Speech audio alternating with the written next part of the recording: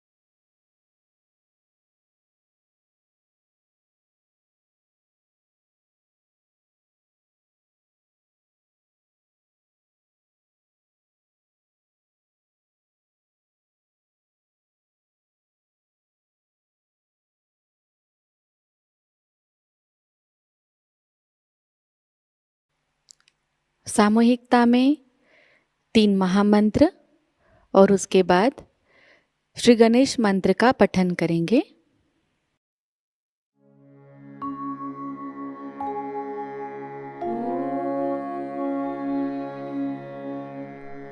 त्वमेव साक्षात् श्री महालक्ष्मी महासरस्वती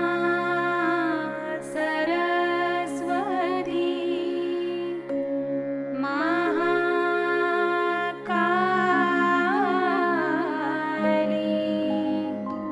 त्रिगुणात्मिका कुण्डलिनी साक्षात् श्री आदिशक्ति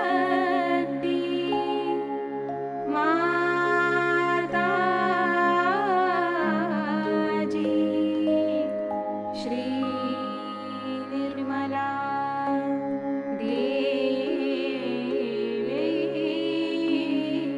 नमो नमः।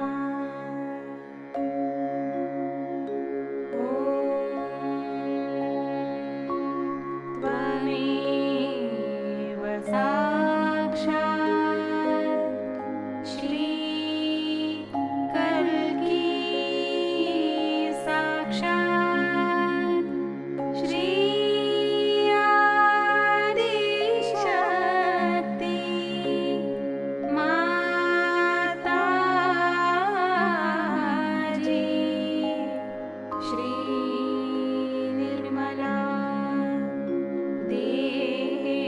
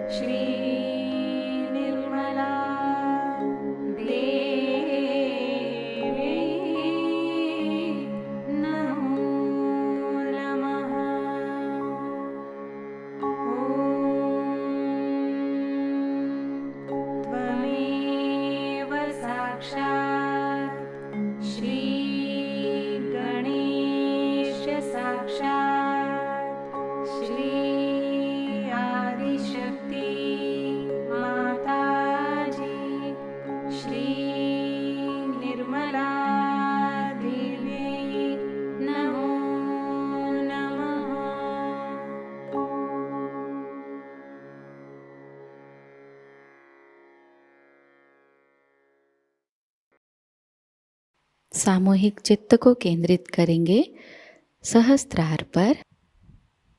परम पूज्य श्री माता जी कृपावंत होकर हमें निर्विचार अवस्था प्रदान कीजिए।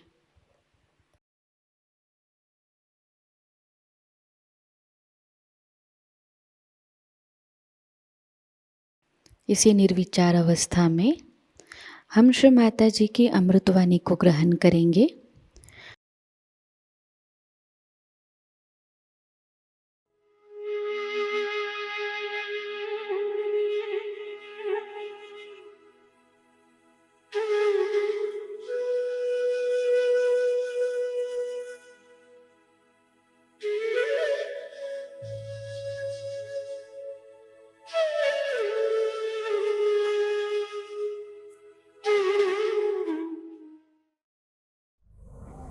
इस नव वर्ष के शुभ अवसर पर दिल्ली में हमारा आना हुआ और आप लोगों ने जो आयोजन किया हुआ है, ये एक बड़ी महत्वपूर्ण घटना होनी चाहिए।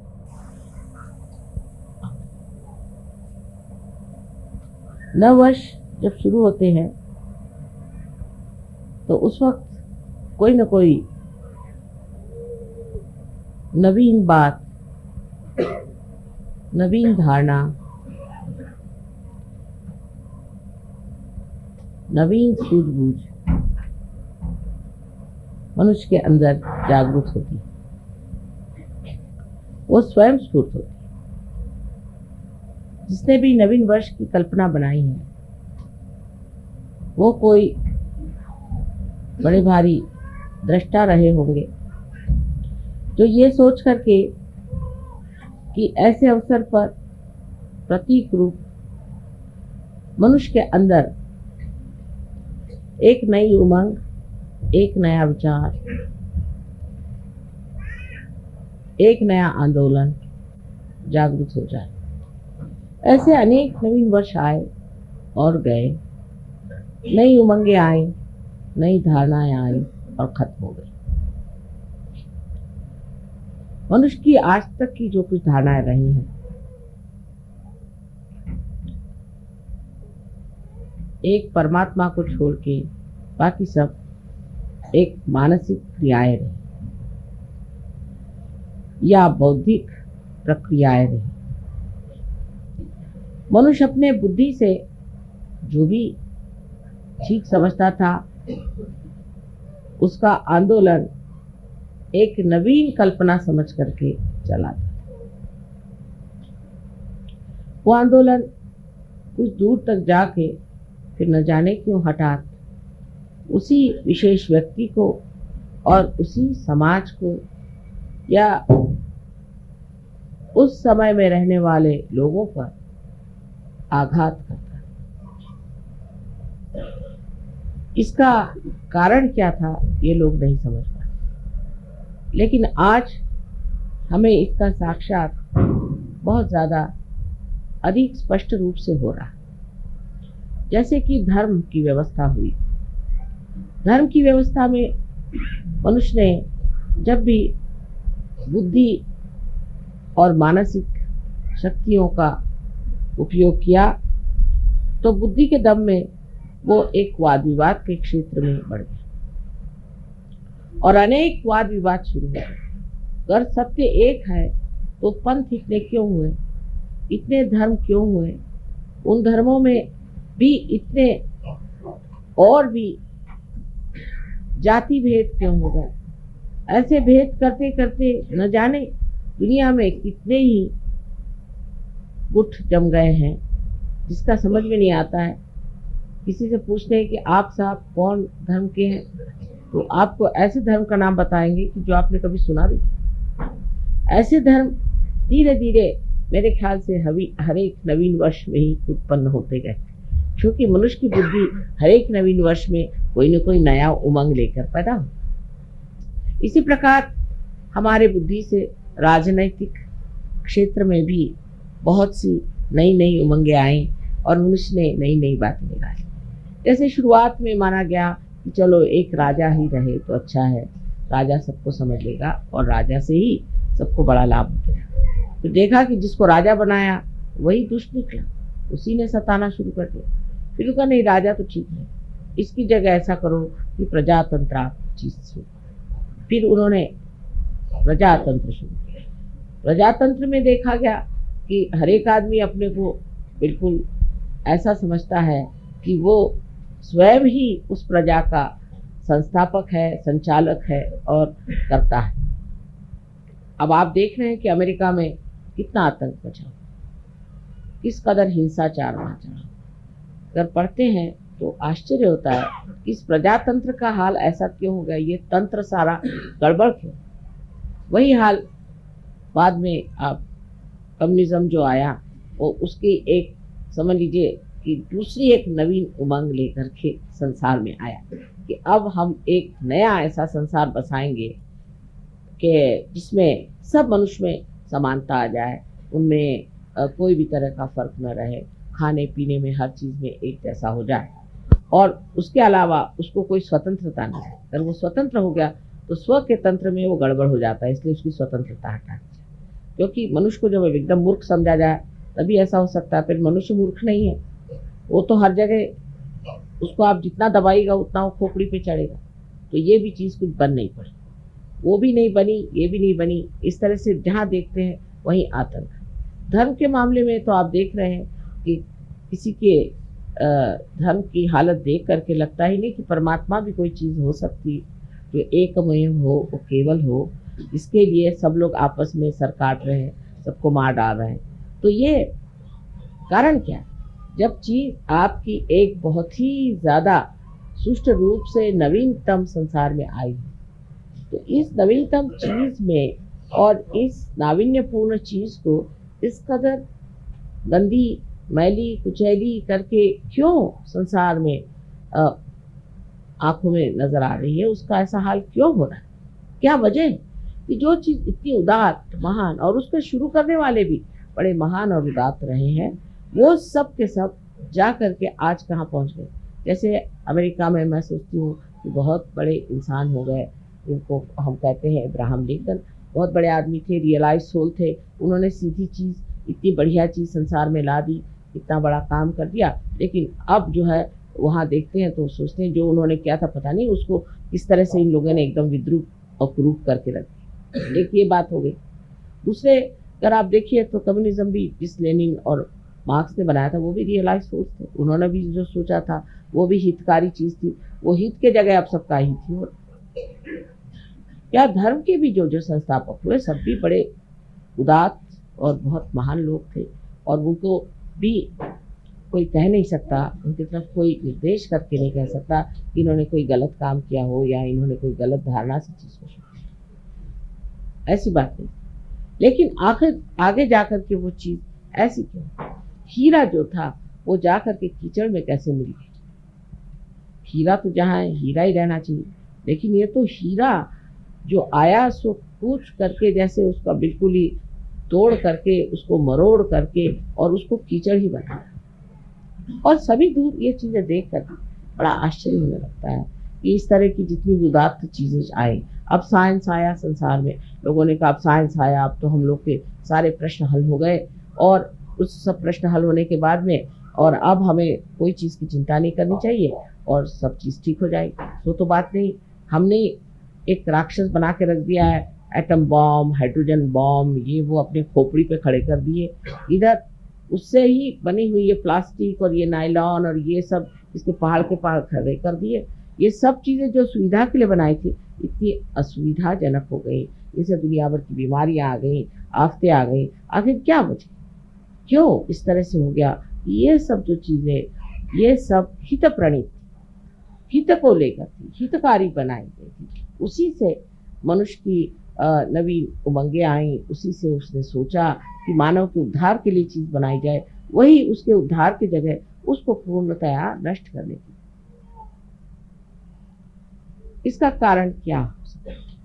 कारण यह है कि जैसे श्री कृष्ण ने कहा हुआ है कि मनुष्य की जो धारणा है या मनुष्य का जो विचार है या जो मानव की जो चेतना है वो नीचे की ओर बढ़े। और धीरे धीरे वो धूली में मिल जाती है। ये उन्होंने कहा नहीं, ये मैं कह रही हूँ, क्योंकि आज वो साक्षात है। श्री कृष्ण ने भी जो धारणाएं रखी वो भी धूली में मिल, राम ने जो रखी वो भी धूली में मिल गई। उसके बाद जिन्होंने भी कोई धारणा रखी जो कि बिल्कुल सत्य स्वरूप थी, सत्य का ही अंग प्रत्यंग थी, वो सब धूली में मिल गई। इसका कारण यह है कि जब ये मनुष्य के दिमाग के घड़े में पड़ती है तो उसमें कोई ऐसी विषारू वस्तु है कि जिससे ये सब चीज विश्व हो जाती है। ये विषारी वस्तु क्या है जिससे इस तरह का कार्य होता है? वो है इसकी सीमाएं। हर चीज की सीमा होती है, इस तरह बुद्धि की भी सीमा होती है, और इसीलिए इस सीमा में बंद करके वो चीज घुट करके और नष्ट हो जाती है। जैसे कि अंगूर का सुंदर स्वाद वाला रस भी अगर एक घड़े में बंद कर दिया जाए तो उसमें उसकी शराब बन के उसका नशा चढ़ जाता है। उसी प्रकार मनुष्य के मस्तिष्क में जो कि सीमित लिमिटेड है, उसमें ये अनलिमिटेड चीजें डाल देने से एकदम नष्ट हो जाता है। इसका मतलब ये नहीं कि मनुष्य का मस्तिष्क ही कुछ खराब है। इसका मतलब ये है कि ये जो मस्तिष्क है इसकी सीमाएं तोड़नी होगी, इसकी सीमाएं बढ़ानी होगी। मनुष्य की चेतना जो है वो व्यापक करनी है, इतनी व्यापक होनी चाहिए कि उसके अंदर सत्य समा सके और वो खुली होनी चाहिए। इसका लक्ष्य क्या है? उधर ध्यान हमारा हटते जाता है। जब चीज सीमित होती जाती है तो इसका लक्ष्य क्या है? उधर हमारा ध्यान नहीं जाता। हर चीज का लक्ष्य था कि मनुष्य का हित हो, और हित क्या चीज है? इसमें श्री कृष्ण ने बताया कि हित वो है जो आत्मा का कल्याण करे। अब आत्मा स्वयं ही कल्याणमय है, लेकिन कल्याण करे माने आत्मा से हम लोगों का कल्याण। लेकिन जब आत्मा ही खोया हुआ है तो हमारा कल्याण कैसे हो सकता? आज का जो नवीन वर्ष है ये विशेष बात है, क्योंकि आज की जो बात हम कर रहे हैं, आज का जो हम सहयोग का कार्य कर रहे हैं, ये हम अपने मस्तिष्क को विस्तीर्ण करें, महान करें, जिसको कि श्री कृष्ण ने कहा है कि विराट का स्थान जो है वो इस मस्तिष्क में है। इसके अंदर उसके जड़ें, उन जड़ों को हम जागृत कर रहे हैं। वो जड़ें जागृत होने से ही सत्य को पूरी तरह से अंतर शोषित कर सकते हैं, एब्सॉर्ब कर सकते हैं। मनुष्य की जो सीमित प्रकृति है वो खुल जा सकती है। लेक्चर देना तो बहुत आसान है कि आप मनुष्य के हित के लिए ये करो, हित के लिए वो करो, लेकिन होता नहीं। अंत में मनुष्य अपना हित नहीं करता, उल्टे अपना भी अहित कर सकता है और सारे समाज का भी अहित कर सकता है। इस मस्तिष्क को बढ़ाने के लिए सिर्फ एक ही तरीका है, वो है कि हमारे अंदर, हमारे हृदय में बसे हुए श्री आत्मा राम को जागरूक करना और उनके प्रकाश से हमारे बुद्धि को जागरूक करना, हमारे मस्तिष्क को जागरूक करना। सो कैसे होता है कि हमारे हृदय के अंदर जो आत्मा है वो साक्षी स्वरूप बैठा हुआ सब चीज देख रहा है। जिस वक्त कुंडलिनी, जिसे आप गौरी माता कहते हैं, जब जागृत हो जाती है तो मस्तिष्क में भेद करके यहाँ पर ब्रह्मरंध्र को छेदने के बाद यहाँ पर जो परमात्मा का वास है उसे आलोकित कर, परमात्मा का ही प्रतिबिंब हमारे हृदय में आत्मा स्वरूप। जैसे ही हमारा आत्मा जागृत हो जाता है तो इस आत्मा के चारों तरफ ये 7 चक्र के आलोक, 7 चक्र के मंडल वो भी जागृत हो जाते हैं। और ये 7 चक्रों की जो पीठ है वो हमारे मस्तिष्क में है, क्योंकि वो भी जागृत हो जाते हैं, इसीलिए ये 7 मंडल भी हमारे हृदय में जागृत हो जाते हैं। ये मंडल जागृत हो जाने से ही हमारी जो नसें हैं या हमारी जो ब्रेन है वो एक तरह से अति सूक्ष्म तरीके से खुल जाता है और उसके अंदर शोषण करने की शक्ति बढ़ती है। सत्य को शोषण करने की शक्ति बढ़ने से ही मनुष्य सत्य पे खड़ा हो सकता है। आज तक मनुष्य सत्य पे खड़ा नहीं हो पाया। सत्य को सुनता है, जानता है, देखता है, पर उस पर खड़ा नहीं हो सकता। सत्य को आत्मसात करने आत्मा की जागृति होनी चाहिए। और वो आज सहयोग में हो गई, सहज में ही हो गई कहना चाहिए, जो इतने लोग आत्मा को प्राप्त हो। आत्मा को प्राप्त होने से वो शक्ति आपके अंदर जागृत होती है जिससे आप सत्य को आत्मसात कर सकते। जो आज डेमोक्रेसी का सत्य है वो सत्य आपके अंदर जागृत हो गया। माने ये कि दूसरा कौन है, दूसरा कौन है, सब तो हम ही हैं, हमारे ही अंदर सब कुछ है। जब आपको सामूहिक चेतना आ गई तो उसमें कम्युनिज्म का भी सत्य आ गया।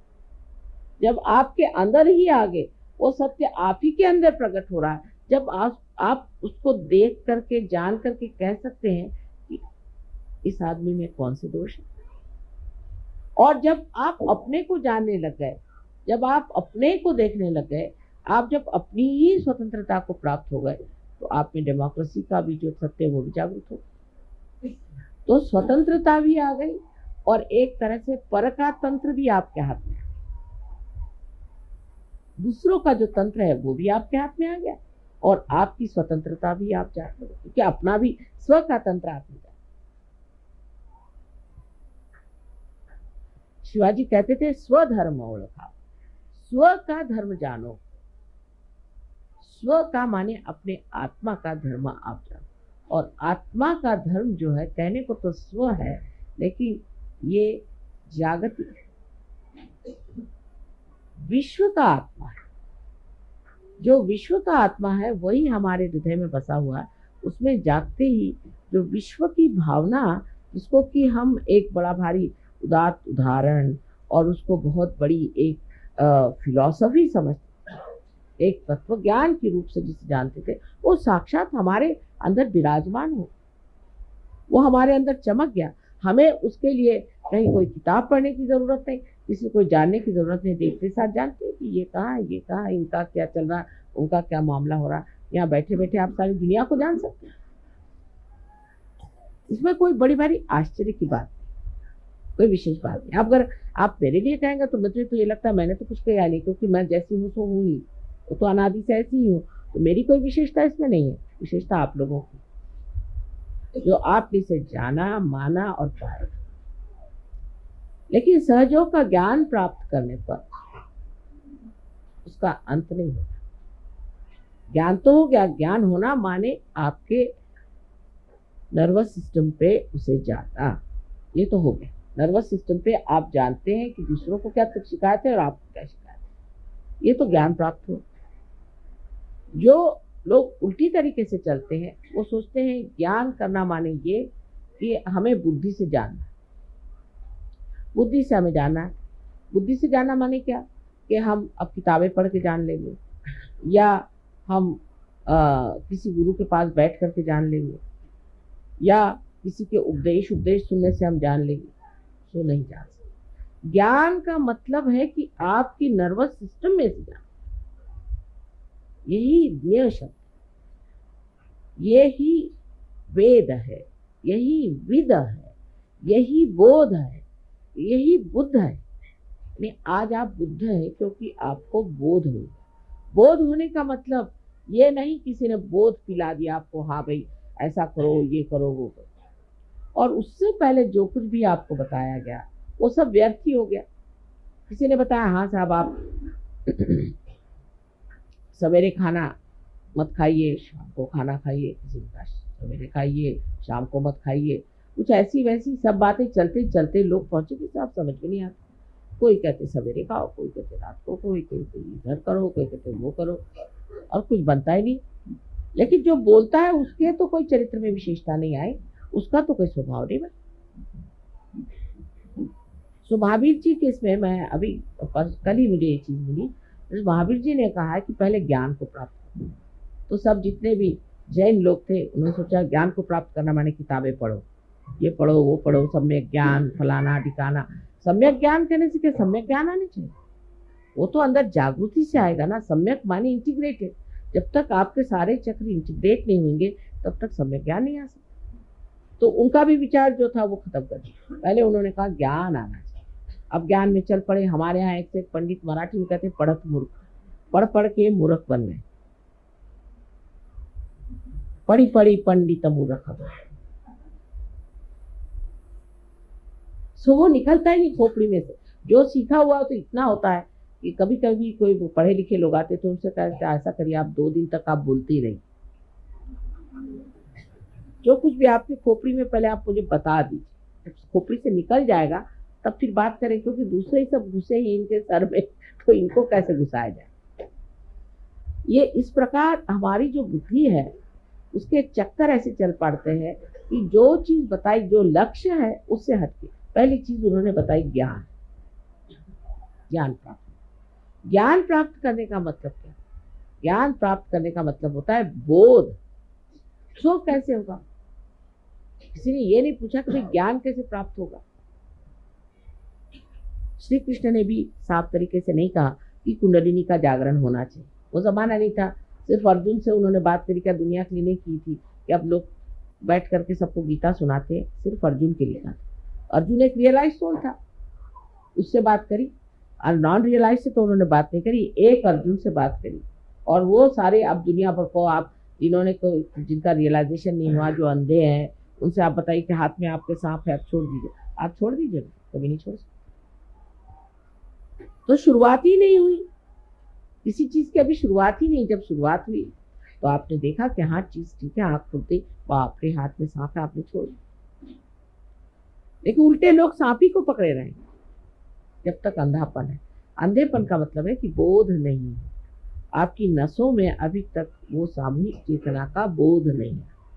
जब तक ये बोध एक नया आयाम, एक नया डायमेंशन है, ये जब तक आपके अंदर जागृत नहीं हुआ, कोई सा भी सत्य सुनने के लिए बड़ा अच्छा, एंटरटेनिंग जिसको कहते हैं, बड़ा मनोरंजन, लेकिन वो घुसता नहीं अंदर, वो बैठता नहीं अंदर। सुनने के लिए लेक्चर सुन लेंगे और जा करके जब वो खत्म हो जाएगा तो फिर जहां थे जैसे थे। अब पहली चीज जो बोध की हुई, तो बोध के बाद ही आपका चरित्र अपने आप बनता है। उसमें भी उन्होंने गड़बड़ कर दी। चरित्र बनाओ, चरित्र बनाओ। चरित्र बनाने में उनका भी चरित्र बनाओ। किसी ने कहा अच्छा पगड़ी बांधो, किसी ने कहा काशाय वस्त्र पहनो, किसी ने कहा कि बोधी रखो, किसी ने, ईसाइयों ने कहा कि वो इस तरह की हैट पहन के घूमो, पता नहीं क्या क्या। अब वो सब कर रहे, सारे कर्म कांड कर डाले और देखा कि नर्क की ओर घुसे चले जा रहे हैं। सब कर्म कांड करके सब नर्क की ओर रास्ता बना चला जाता। कोई सा भी ऐसा धर्म मैंने आज तक नहीं देखा कि जो स्वर्ग की ओर आरोहण हो रहा, सभी नर्क की ओर सीधे चले जा रहे। ईसाइयों से कहा भाई तुम लोग शराब क्यों पीते हो? तो कहने क्यों साहब, शराब में क्या खराबी है? ईसा मसीह ने शराब बना करके और लोगों को पिलाई थी। मैंने कहा कब बनाई थी? कल एक शादी में गए थे, वहाँ लोगों को उन्होंने वाइन पिलाई थी। अब हिब्रू भाषा में वाइन कहते हैं इसके रस को, अपने द्राक्ष के रस को, द्राक्ष को, अंगूर के रस को कहते हैं वाइन, हिब्रू भाषा। अब सोचिए, एक अकल लगाने की बात है, जो एक क्षण में कोई चीज बन जाए वो कैसे अल्कोहल हो सकती, वो शराब कैसे हो सकती? अल्कोहल को तो सड़ाना पड़ता है, बगैर सड़ी हुई चीज होती है ना अल्कोहल। सड़ा हुआ अंगूर ही बना सकते हैं ना, वो सड़ने के लिए तो टाइम चाहिए। उन्होंने तो ऐसे हाथ रखा और दे दिया। जैसे आपके माँ के साथ भी हुआ, अभी हम रोम गए थे तो वहाँ जिस गवर्नमेंट ने काफ़ी मदद की और उन्होंने कहा कि इनका आप ब्रॉडकास्ट करिए, तो वो जो डायरेक्टर साहब थे उन्होंने कहा हमें आप पहले रियलाइजेशन दीजिए तब हम फिर आपका सब करें। अच्छा ठीक है, तो हमने कहा अच्छा ज़रा पानी मंगाओ। पानी में हमने हाथ फेरा तो उन्होंने पिया, तो कहते पानी है क्या? मैंने कहा क्यों? नहीं ये तो पहले वाइन जैसे लग रहा है।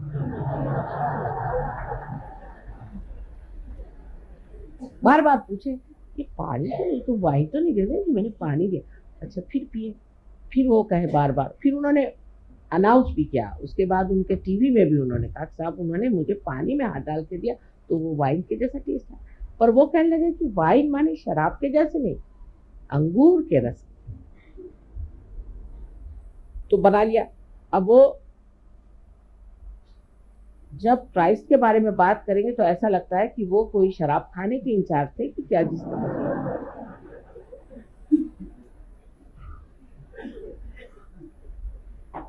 उसी प्रकार हरेक धर्म में, अब सिख धर्म में बताया गया कि आप अपनी रक्षा के लिए कृपाण रखें, इसलिए क्योंकि उस वक्त उन पे हर तरह के आघात होते। तो अब वो बंदूकें और साहब तो गोले और दुनिया भर की जितनी भी हिंसाकारी चीजें हैं, यानी हिटलर को वो आजकल पूजा कर रहे हैं, नानक साहब को नहीं करते। हालांकि नानक साहब ने ये भी नहीं कहा, लेकिन पूरा भी देखा जाए तो कहीं नहीं कहा गया था कि आप तोपखाने रखिए। ऐसी कौन सी आप पे आफत आई? जिस वक्त आफत थी तो उन्होंने सिर्फ कहा था कृपाण रख लो, भगवान के नाम पर काफी। और किसी ने चलाया नहीं कृपाण, किसी ने चलाया नहीं था, रक्षा के लिए से एक प्रतीक रूप से उन्होंने कहा रखी। पहले तो जब हम लोग छोटे थे तो सिख लोग इतना सा छोटा सा रखते थे कृपा, इतना छोटा। अब देखती हूँ साइज बढ़ते बढ़ते जैसे जैसे धीरे धीरे बढ़ता सब आयो, आजकल ये हालत है कि तोपखाने रखे हो। ये इतनी, हमारी तो अभी जितनी उम्र हुई है, इस उम्र में हम ही देख देख के हैरान है कि ये इसका साइज इतने बढ़ते बढ़ते इतना बड़ा क्यों हो गया। अब उन्होंने कहा था कंगा रखो, तो कंगी तो छोटी होती होते होते इतनी हो गई, अब इतनी तो दिखाई भी नहीं देती। और ये तोपखाने जो है इतने लंबे लंबे हो। तो ये बुद्धि के चक्कर जो है हमेशा गलत चीज पे क्यों जाते, क्योंकि मनुष्य की चेतना हमेशा नीचे की ओर जाती। लेकिन सहयोग की बात, आपको चरित्र अपना बनाना ही पड़े। अब कोई कहेगा कि नहीं साहब हम तो नहीं बनाते, चल नहीं सकते, अपने आप बनते जाए। यो आपकी कुंडली नहीं आपको बनाती जाए, धीरे धीरे धीरे धीरे आपको वैसे बनना ही पड़ेगा। वो कहेगी कि अच्छा नहीं बनते हो, चलो इस तरह से, वो टेढ़ी उंगली घी भी निकाल लेगी, वो आपको इस तरह से बना के रख देगी कि आप कहेंगे कि हार गए बाबा, जो कहो। एक साहब थे तो वो उनका दूसरे दिन ही शराब वराब सब छूट गया। उसके बाद वो गए जर्मनी, उन्होंने कहा थोड़ी सी चख तो ले, यहाँ की मुझे बड़ी पसंद थी वाइन, क्या लगती है। वो कहते कि मैंने जो पिया तो उसके बाद माँ इतनी मुझे उल्टियाँ आई। मैंने कहा क्यों? कल ऐसे लगे कि मैंने जैसे कोई सड़ा हुआ बुच खा लिया। अब तुमने सड़ा हुआ बुच कभी खाया था क्या? तो कह रहे नहीं, जब हम लोग डॉक्टर है ना, कभी बुच खोलते हैं तो उसकी स्मेल जो आती, मैंने सोचा कि वो सारा मैंने खाया। और उल्टी पे उल्टी, उल्टी पे उल्टी, कहने मेरे खून निकल आया, इतनी उल्टियां हुई। मैंने कहा कान पकड़े, आज से कभी नहीं छूंगा ये शराब। मैं तो कुछ नहीं कहती ना, मैंने उल्टी करवाई, लेकिन आप ही स्वयं साक्षात सत्य पे खड़े हैं, उसे मैं क्या करूं? आप ही स्वयं स्वच्छता में खड़े हैं। अगर आप स्वच्छ हो जाए तो आपको कोई गंदगी नहीं अच्छी लगेगी, अपने आप ही चीज घटित होने लगे। शुरू में बहुत तकलीफें होती है, कुछ कुछ लोगों को तो बहुत ही परेशानी होती है इसमें आने में। किसी में ईगो आ जाता है तो वो अजीब सा कूदने लग जाता है। मैं देखती रह जाती हूँ कि अभी तो अच्छे बैठे हुए थे, अभी बंदर के जैसे कूदने लगे।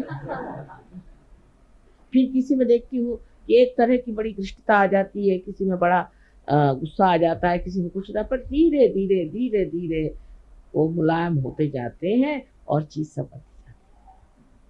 वो कैसे बनती है, क्या बनती है, वो मैं आपको नहीं बताऊं, लेकिन वो बनती है।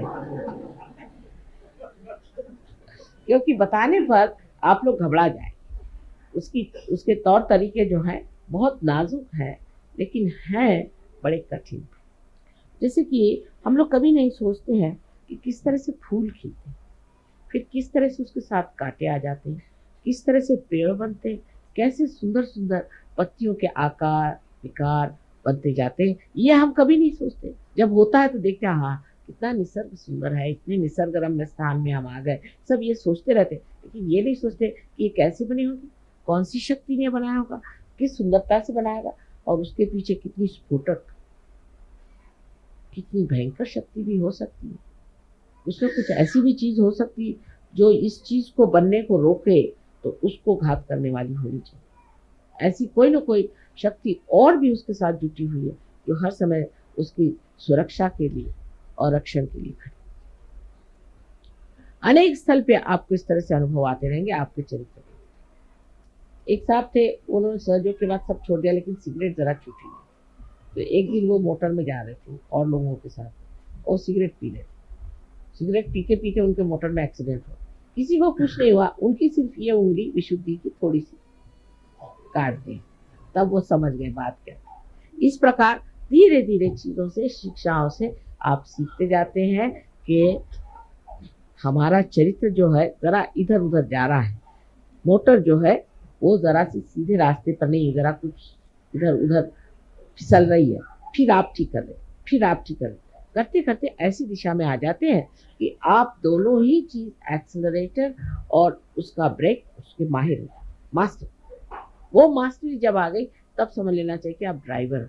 अभी सिर्फ ड्राइवर हो, अभी मास्टर होने के लिए आपको निर्विकल्प में उतरना चाहिए। जब आप निर्विकल्प में उतर जाते तब आप गुरु महाराज हैं। मैं आप सबको नमस्कार करती हूँ। सब आप लोग गुरु हो, अपने ही गुरुत्व करके, अपने ही को सिखाकर, अपने ही को समझा। आप गुरु ऐसे ऐसे नहीं हुए, दूसरों को सिखाना बहुत आसान है, लेकिन जिस तरह से हमारे कॉलेजेस में पहले टीचर्स के पास हम पढ़ते हैं, फिर जाके प्रोफेसर से पढ़ते हैं, मेहनत करते हैं, फिर हम गुरु होते हैं। इसी प्रकार सहयोग में भी पहले अपने ही ऊपर उसका सब अनुभव करके, उसका पूरा प्रयोग, एक्सपेरिमेंट करके फिर हम गुरु होते हैं। और जब हम गुरुत्व को आ जाते हैं तब फिर हम जानते हैं सबका कि हाँ हम भी ऐसे ही थे, तुमको हम जानते हैं। हाँ, ऐसे ही हमारा था, यही मामला था, हम सब जानते हैं। तब फिर बहुत आसान हो जाता, तब आप गुरु हो जाते हैं। और इसको कहना चाहिए कि सहज का जो चरित्र बनना और सहज में ज्ञान को प्राप्त होकर के उसमें, ये चीज जब तक नहीं आती है तब तक मनुष्य में उसकी विशेषता नहीं। लेकिन अब आप देखेंगे कि जिस वक्त आप गुरु हो जाते हैं तब आपको पता होता है कि अभी हमें कमियां हैं, तब आपको कोई ना कोई तपश्चर्या करनी। वो तपश्चर्या का मतलब ये नहीं कि आप कुछ उसमें भूखे मरिए, ये तो माँ कभी नहीं चाहेगी, क्योंकि माँ को दुख देना तो आप भूखे रहिए। भूखे रहने की कोई ज़रूरत नहीं, भूखा रहना बिल्कुल ज़रूरी नहीं है। हाँ, अगर आपको नहीं खाना तो नहीं खाइए, वो दूसरी बात है, पर परमात्मा के नाम पर आपको कौन सा तप करना चाहिए, कौन से तप से आप चलें। परमात्मा के नाम पर एक ही तप करना चाहिए, माने ये कि अपनी स्थिति निर्विचार में बनानी चाहिए। ध्यान धारणा से अपनी सफाई करके अपनी स्थिति आपको निर्विचार में बनानी। निर्विचार में जब आप आ जाते हैं तभी आपका जो ये पौधा है बढ़ता है। इसलिए बहुत से लोग कहते हैं माँ मुझसे ध्यान नहीं होता, तो भैया आधे ही रह जाओ। ध्यान रोज करना होगा। जब तक ये तपश्चर्या नहीं की जाएगी तब तक आप पूरी तरह से प्रकाश में नहीं हो सकते, तब तक आप दर्शन जो उन्होंने कहा हुआ है उस दर्शन को प्राप्त नहीं कर, तब तक आप हमें भी नहीं समझ सकते, तब तक आप बिल्कुल नहीं हमें समझ सकते। क्योंकि जब तक आप में त्रुटियां रहेंगी तब तक आप उन त्रुटियों के झरोखे से देखिएगा। जैसे कि कोई नीले रंग का आप अपने आंख पर पर्दा बांध दे तो हम आपको नीले दिखाई देंगे, पीले रंग का बांधे तो पीले दिखाई देंगे। इसी प्रकार कोई भी विकृति आपके अंदर होगी तो उसी तरह हम आपको नजर आएंगे, हम आपको जो असलियत में नजर आएंगे ही नहीं। वो एक हमारा तरीका है। तो इसलिए ये 4 चीजों को आपको इस नवीन वर्ष में सोच लेना कि अब हमारे पास ज्ञान प्राप्त हो गया है, हमें अब अपना चरित्र बनाना है, और चरित्र बनाने के लिए जो हमें तप और ध्यान करना है वो हमें करना है किसी भी हालत। लोग कहेंगे साहब हमारे पास समय नहीं, लेकिन ये बात नहीं। इंग्लैंड जैसे शहर में जहाँ कितनी ठंड रहती, लोग 4 बजे उठ के नहा करके ध्यान, लेकिन हिंदुस्तान में लोग कहते हैं अच्छा अगले साल करें, ये साल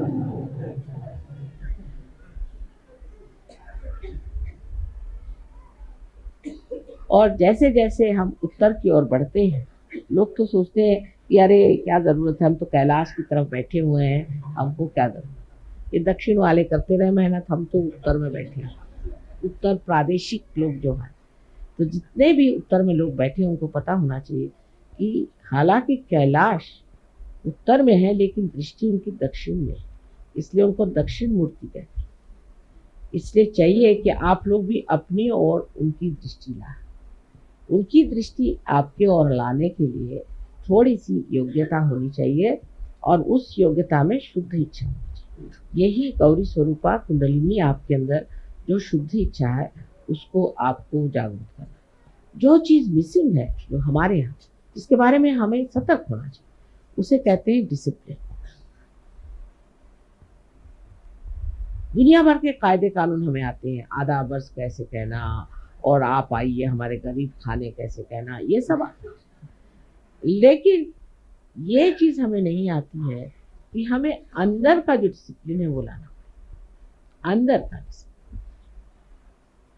वो इसलिए नहीं आया है कि गंगा यहाँ बहती है, गंगा जी किनारे रहते हैं तो हमको कौन छू सकता है, जिस देश में गंगा बहती है उसके बासी है, अब हमको कौन छू सकता है। इस तरह के अहंकार की भावनाओं से मनुष्य का जो डिसिप्लिन का पार्ट है वो चला गया, वो बहुत जरूरी हमारे यहाँ बैठना है। और दूसरी चीज, यहाँ राजकीय आंदोलनों की वजह से जो कि आजकल बहुत ज्यादा बढ़ गए हैं, न जाने कितनी पार्टियां हो गई, रोज ही ये देखती हूँ एक आज एक पार्टी आ गई। जब मैं आती हूँ तो मैं पूछती भाई कितनी पार्टियां हो गई, सब बता दो, मुझे तो कोई समझ ही नहीं आता। परसों एक साहब मिले तो वो पूछने लगे आप कौन सी पार्टी में है, मैंने कहा मैं तो कोई पार्टी में नहीं हूँ। तो कह ले मैं फलानी पार्टी में हूँ। मैंने कहा ये किसकी पार्टी, मुझे बता दीजिए, मुझे तो आज तक मैंने कान पे भी नहीं सुना किसकी पार्टी। तो उन्होंने कहा पहले वो पार्टी थी, फिर उसकी ये पार्टी हुई, फिर उसकी इतनी पार्टियां, करते करते 16 पार्टी पे, उसमें से एक पार्टी में वो। मैंने कहा नमस्कार, मुझे ये ज्ञान नहीं था सब। तो ये सब चीज होने से हम भी पार्टीबाजी। और आज जो दूसरा दिन है वो बड़ा ही सुंदर है। आपसे पहले ही मैंने बताया था कि हमें अब भाई बहन का रिश्ता तो समझ में आता है, लेकिन भाईचारा का, भाईचारे का रिश्ता कम है। बहनचारा और भाईचारा ये चीजें कम है। लोग कहते हैं अगर दो औरतें कहीं रह ली फिर वो चाहे बहनें हो गया सत्यानाश। लेकिन मैं तो मर्दों को भी देखती हूँ कि कुछ कम नहीं। अब इनकी लड़ाइयाँ और तरह की होती, औरतों की दूसरी तरह की।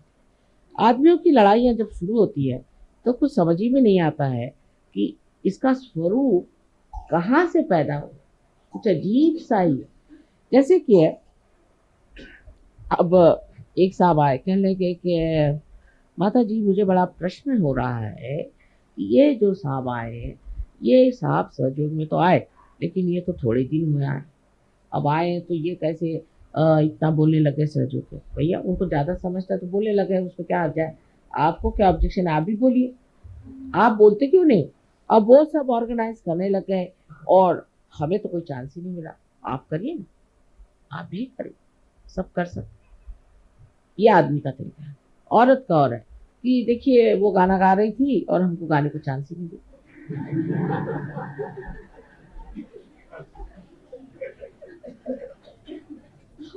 दोनों पशुपेश मेरे लिए ये है कि मैं ये सोचती हूँ कि अरे भाई हम बात कर रहे हैं आसमान की और आप बात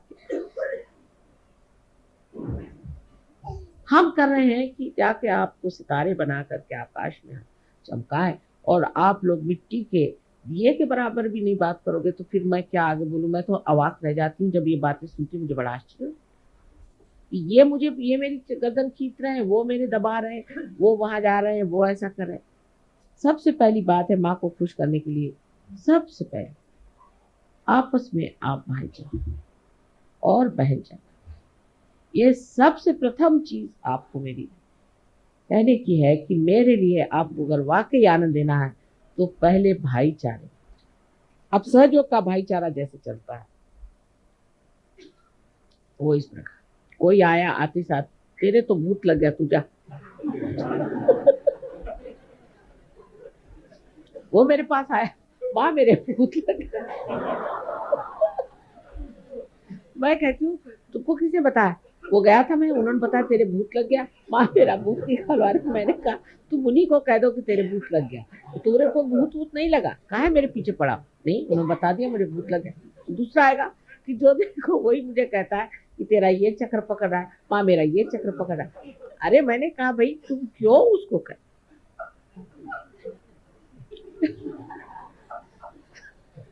तुम ऐसा करो कि उससे बताओ कि भाई तुम्हारी जागृति कर लो, धीरे धीरे सेंसिटिविटी आ जाएगी तो तुमको खुद ही पता हो जाएगा। तुम क्यों उसके पीछे पड़े हो कि तेरी ये भूत लगा, तुम्हारे वो भूत लगा, तुमको ये चक्र पकड़ा, तुमको वो चक्र पकड़ा। दूसरे ये आप लोग सहयोगी हो कि नजाकत के नमूने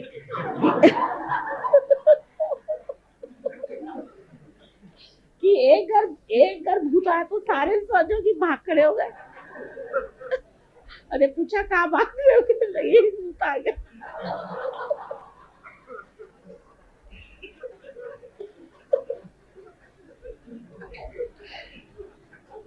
साहब मैं तो भूत की बात ही नहीं करने वाली थी। शुरू से मैंने तय किया था कि मैं भूत के बारे में कहूंगी नहीं।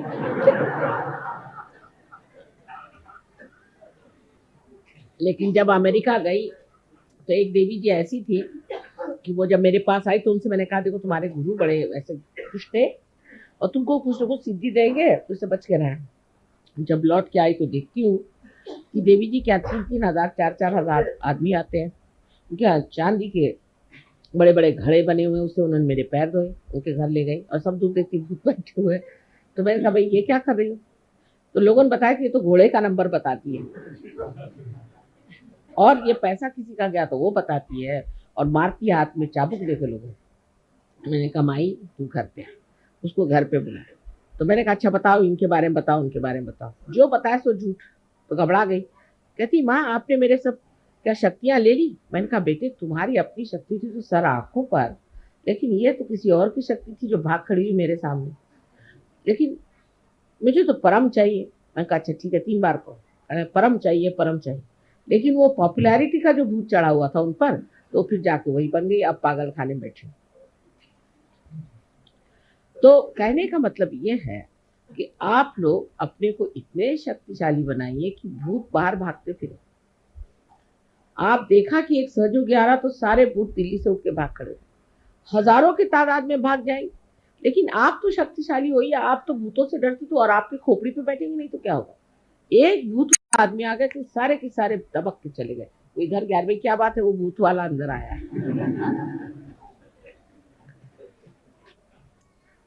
तो ये भाईचारे की बात। अब उसका कारण क्या है? हम अशक्त क्यों है? क्योंकि हमारे अंदर संघ शक्ति है। इसीलिए बुद्ध ने कहा है कि संघम शरणम गच्छ। संघ की शक्ति हमारी बनानी चाहिए। हम सब जैसे भी हैं सब मिल करके सुनना। आपने तो कितने किस्से सुने होंगे कि संघ से कितने लोगों ने कार्य करके दिखाए। एक चिड़िया के बारे में आपने सुना होगा कि बहुत सी चिड़िया थी और वो एक जाल में फंस गई। उन्होंने सोचा कि हम लोग अगर सब मिल करके अपने पंख पसारे तो इस जाल से हम विमुक्त हो सकते हैं, इसको उड़ के हम चले जाए। और इस तरह से उड़ के चली गई। और फिर उन्होंने चूहों से कहा कि भाई तुम हमारी अगर मदद करो तो हम इस जाल से छूट जाएंगे। तो सब चूहों ने मिलकर उनको काट दिया, उससे वो छूट। इसी प्रकार हमको भी सोचना चाहिए कि अगर हम अपनी संघ शक्ति को बढ़ा लें तो कोई भूत यहाँ आएगा ही क्यों, वो तो पहले ही भाग जाएगा। एक नहीं हजारों उठ के उनके कारवां यहाँ से उठ जाए। लेकिन हमारी संघ शक्ति कम, इसलिए हम कमजोर हैं। हम ये नहीं सोचते कि सहयोग बढ़ रहा है जो 2 हाथ लगा, सहयोग बढ़ रहा है वो बढ़ा रहे हैं चलो उनको काटो, वो फलाना है उनके खिलाफ चिट्ठी भी। वहां का सर इसी में निकल जाता है। अगर आप चिट्ठियां पढ़िए तो हैरान हो जाए, 7-7 सफ़े की चिट्ठियां आती है ये बताने के लिए कि वो जो काम करे वो भूत है। अब मुझे कुछ समझ में आता है कि नहीं कौन भूत है और कौन नहीं। लेकिन इस तरह की ये जो हमारी बातें हो गई हैं सहयोग में कि इनके वाइब्रेशन अच्छे नहीं, इनका है। मैं कहती हूँ हजारों ऐसे लोग यहाँ आ जाए तो भी आपको डरने की कौन सी बात है। हमारे यहाँ महाराष्ट्र में एक धुमाल नाम के साहब हैं, तो मुझसे पहले तुम लोग को भूत कहाँ से पकड़ते, तुम भूत को पकड़ो, तुमको भूत कैसे पकड़ते? तो एक बार हमारे यहाँ वहाँ पे राहुरी में एक आदमी आया, उसके पछाड़ा हुआ था। तो वो जब उसमें आया तो बोलने लगा कि ये 3-3 सहयोगी उस रास्ते से जाते हैं, वहीं हम लोग रहते हैं, तो इनसे कहिए कि वहाँ से न जाए, नहीं तो हम लोग जाके डरेगा। तो ये 3 सहयोगी वहाँ से जाते हैं, उनके ऊपर उन्होंने कहा कि हम लोग उस वहीं पेड़ पे रहते हैं, अगर ये वहाँ से जाएंगे तो हम लोग कहाँ। 3 सहयोगी की ये कमाल है। तो आप इतने सहयोगी हैं और अगर हैं तो किसकी मजाल है किसी सहयोगी के पास भटक जाए।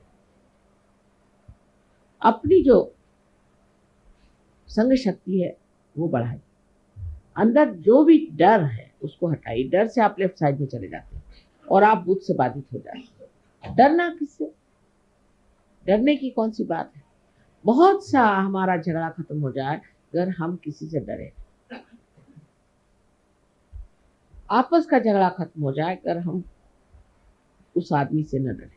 हमें ये डर लगा रहता है कि हमारी पोजीशन खराब जाएगी। यहाँ कोई पॉलिटिक्स तो है नहीं, यहाँ कोई पोजीशन है नहीं। आज कोई प्राइम मिनिस्टर बनने वाला है, कि कोई डिप्टी प्राइम मिनिस्टर बनने वाला है, कि कोई मिनिस्टर बदलने वाला है, कि जो सब हालत अपनी अपनी कुर्सी संभाले बैठे हुए हैं। यहाँ तो सबकी कुर्सी जमाने का काम, जिस चीज को आसन दिया वो आपका आसन जमाने का कार्य होने वाला है। तो भाईचारे से जब जमने वाली है तो क्यों न भाईचारे। पिछली मर्तबा मैं सबसे मजाक कर रही थी, मैंने कहा कि आप किसको भाई बना रहे हैं बताओ। अब छोड़ो, बहनें तो बहुत बन गया, भाई बना रहे। और बहनों को चाहिए कि अपनी भी सहेलियां बनाओ। पहले बड़ी सहेली का बड़ा महत्व होता था, आजकल सहेली तो शब्द रहा ही नहीं गया। कोई भी स्त्री से पूछो भाई तुम्हारी कोई सहेली, मेरी कोई सहेली वहेली नहीं। मैंने कहा क्यों सहेली नहीं है? नहीं, बात ये है आजकल के ज़माने में कौन सहेली को पाल सकता है, और इसलिए औरतों में पटना यानी असंभव बात। 2 औरतें अगर हो गई तो मेरा तो सर गया। मुश्किल ये हो जाती, न जाने कहाँ से इनको सब बातें मिलती हैं। अब फिर दूसरी बात ये भी होती कि पुरुष का तरीका जो है वो बड़ा खुला होता है, लेकिन कभी कभी बड़ा ही स्फुटक होता है।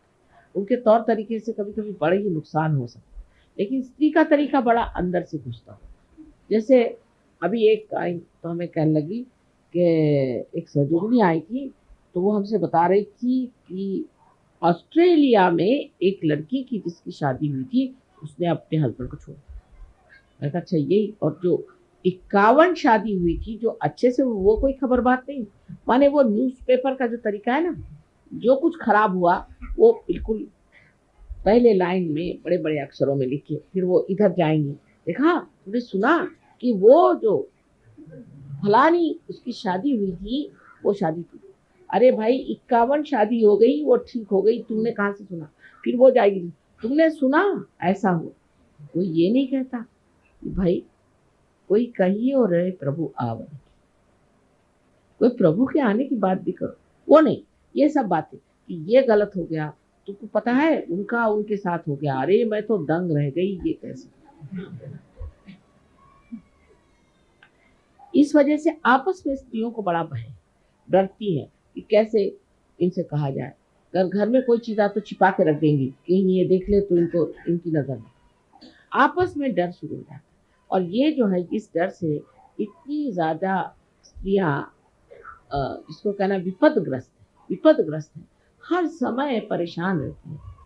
उसको आप छोड़ दीजिए, एक दूसरों पे भरोसा करें, एक दूसरों को ट्रस्ट करें। एक दूसरों को ट्रस्ट करना सहयोग का नियम है। अब देखिए इतना रुपया इकट्ठा होता है सहयोग में, हम लोग भी बहुत सा रुपया देते हैं और उसके ट्रस्ट है। आपको आश्चर्य होगा, मैंने कभी भी ट्रस्ट का हिसाब नहीं देखा आज तक, मुझे भी नहीं मालूम कितना पैसा है। बहरहाल हमारे भाई साहब आजकल चार्टर्ड अकाउंटेंट है, हमसे कहती तुम देख लो, तुम। वो मुझे आके कहता कि अरे क्या कर रहे हो, इतने कंजूस लोग हैं, एक भी पैसा नहीं खर्चा करते, और तुम्हारे सहयोगी इतने कंजूस क्यों हैं, इनके ऊपर में इनकम टैक्स आ जाएगा। मैंने कहा इनकम टैक्स को भी हम सहयोग में लाएंगे। तो सहयोगी कहते लेकिन खर्चा कहाँ करें, कोई बन ही नहीं रहा खर्चे का। तो मैंने कहा कुछ इंतजाम करो, कुछ खर्चा करो जिससे ठीक हो जाए। लेकिन आपसे कह रहे हो कि भरोसा, लोग मुझे कहते थे कि देखिए माँ आपको देखना चाहिए हिसाब। मैंने कहा मैंने हिसाब किताब आता ही नहीं, मैं क्या देखूंगी, जो होना होने। लेकिन कभी एक पैसा इधर से उधर नहीं, कोई गड़बड़ नहीं होती इस हिंदुस्तान में। जहाँ पर कि आप किसी को पूछो भाई वो जमीन मिल जाएगी, नहीं वो पैसा खाता है, वहाँ गए वो हो जाएगा काम, नल मिल जाएगा, नहीं वो पैसा खाता है, जो सो पैसा खाता है। मैंने कहा कुछ खाना वाला खाता है कि पैसे ही खाते रहते हैं? सभी लोग पैसा खाते रहते हैं। तो ऐसी हालात में भी आपको आश्चर्य होगा कि सहयोग का एक पैसा इधर से उधर नहीं, एक छदाम इधर से। हमारे भाई खुद हैरान है कि भाई हमने तो ऐसे कहीं भी चार्टर्ड अकाउंटेंसी इतनी करते 1000 जगह, ना कोई गोलमाल है, ना कोई गड़बड़ है, ना कुछ ऐसे कायदे की। ये कहाँ से आए, इतनी ईमानदारी कहाँ से, ये कहाँ से आ? ये एक अपने आप चरित्र अंदर बन रहा है, और दूसरा ये माँ का भरोसा, माँ का विश्वास। इसी तरह आप एक दूसरे पर विश्वास करें, एक दूसरे की गलतियां को मत देखिए, उसको बढ़ा चढ़ा के मत बताइए, दूसरों की आप अच्छाई बताइए। ये सोचिए सुबह से शाम तक कि उस औरत में या इस हमारे मित्र में कौन सी अच्छाई, कौन से अच्छे गुण। इसका मतलब नहीं आप अपने को दोष दीजिए। बहुत लोगों की ये भी आदत है मैं ही खराब हूँ, मैं बिल्कुल भी नहीं, आप तो बहुत ही बढ़िया। पहली चीज आप अपना दोष मत देखिए, लेकिन ये देखिए कि दूसरे आदमी में अच्छाई क्या है, उसके अच्छे गुण क्या है, उससे आप प्लावित हो रहे हैं, उससे आप नरिश हो। लेकिन आप दूसरों के दोष रोज गिनते रहेंगे तो सारे दोष आपके अंदर नजर आ जाए। इसलिए दूसरों से दोस्ती करने में, दूसरों से प्यार करने में, दूसरों से वार्तालाप करने में एक मधुरता लेकर के, एक प्रेम की भावना लेकर के अगर आप करें तो सहयोग बहुत आसानी से आप इसे पा सकते हैं और सारे संसार में सहयोग कर सकते हैं। सारी दारोमदार मेरी आपके ऊपर। मैं क्या कर सकती हूँ? अगर मैं कुछ कर सकती तो मैं आपके हाथ पैर क्यों जोड़ती? लेकिन मैं इसलिए आपसे विनती करती हूँ कि आज शुभ अवसर, इतना सुंदर अवसर है कि आज नवीन वर्ष की है और आज ही ये भाई बहन की बात है। अब ये तो हिंदुस्तान में ज़्यादा बताने की ज़रूरत नहीं। एक दो होते हैं ऐसे वैसे जो कि बेकार लोग होते हैं, उनको भाई बहन समझ ही नहीं आती। उनको छोड़ दीजिए, उनको आज नहीं समझ में आएगी, हिंदुस्तान में नहीं समझ में आएगी तो कभी भी नहीं समझ आएगी। लेकिन जो आप लोगों को समझना है वो ये कि ये जो भाई बहन आप बना रहे हैं आज के दिन, आज के जो भैया द्विज आप कर रहे हैं, उसमें आपको ये सोचना चाहिए कि ये भाईचारे, इस देश में भाईचारे पर अनेक गाथाएं लिखी, किस तरह से लोगों ने मिलजुल करके काम किया। सारा गांधी जी का आंदोलन, सारे 42 का मूवमेंट, सोचिए कितना त्याग लोगों ने किया। अब तो हमारे फादर खुद ही इसमें पड़े हुए थे, आपसे मैंने पहले भी बताया। तो यह हालत थी कि महलों में रहते रहते फिर जाके झोपड़ी में रहो। लेकिन सारा शहर हमारे साथ, सारा शहर, किसी दुकान में जाओ, अरे आप क्या पैसे दे रहे हैं? पैसे देने के बाद में आपके बाप आएंगे। कोई साड़ी खरीदने जाओ, अरे एक साड़ी ले जाओ बहन, क्या बात है, आपके बाप जब आएंगे तब। कहीं कुछ कभी कमी नहीं उन लोगों ने पड़ी थी, सब हाथों हाथ उठा, यानी सरकारी नौकर, पुलिस वाले सब साथ पहले ही खबर कर देंगे कि आज आपके यहाँ वहाँ आज आने वाले हैं, हम लोगों को ऑर्डर आ गया है कि आपको वहाँ पर पकड़ने आने का है, या आपके यहाँ हम सर्च में आ रहे हैं। सब चीज़ हटा दो, पहले 24 घंटे पहले ही उसकी खबर आ जाती थी कि भाई यहाँ से हटा दो, और वो खुद ही लाते थे अपनी गाड़ी, पुलिस वाले खुद उसी गाड़ी में उठाकर घुसते थे। वो कहाँ गए? वो हिंदुस्तानी आज कहाँ गए? अगर उस स्वतंत्रता के लिए आपने किया तो ये सारे संसार के स्वतंत्रता के लिए भी तप करने की जरूरत है। और सबसे बड़ा तप ये है कि आपसी आपसी प्रेम, आपसी समझदारी, आपसी एक तरह की एकता, आत्मीयता। कोई बीमार पड़ गया दौड़े जाओ सारे, कोई किसी को आफत आई सब दौड़े। कोई भी चीज का शेयरिंग हो याद आना चाहिए।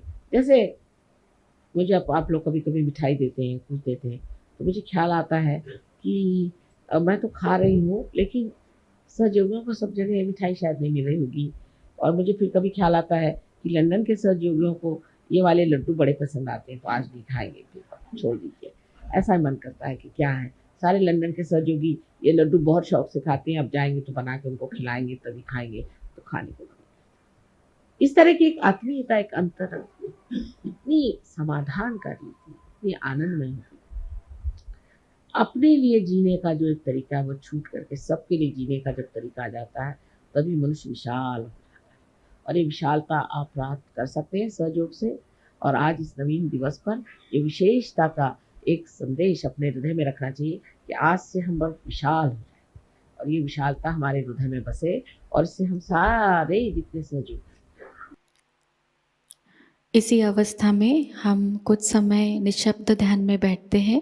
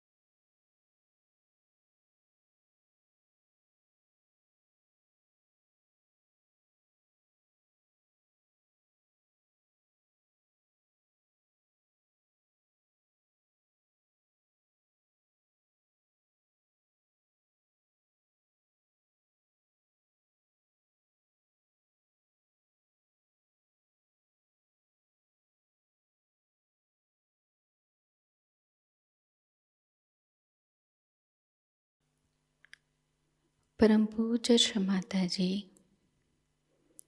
आपकी परम कृपा में हम सदैव सामूहिकता से जुड़े रहकर आपके श्री विराट और श्री विराटांगना स्वरूप के आशीर्वाद को प्राप्त करें। हम सदैव निरानंद अवस्था को प्राप्त करें।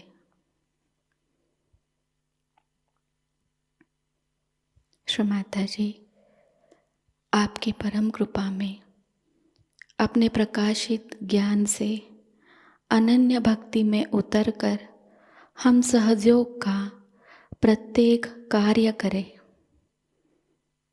और उस कार्य को करते समय हम अकर्म अवस्था को प्राप्त करें।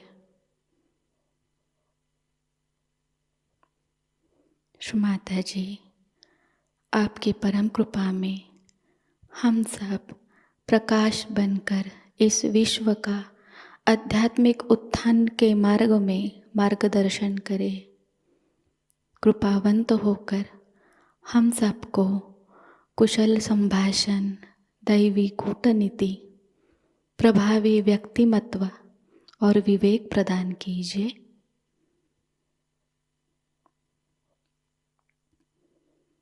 श्री माता जी, आज का यह सामूहिक ध्यान हम आपके श्री चरणों पर समर्पित करते हैं। कृपावंत होकर हम सबको और इस विश्व को आशीर्वादित कीजिए। परम पूज्य श्री माता जी को प्रणाम करेंगे और सामूहिकता में कुंडलिनी चढ़ाकर बंधन लेंगे।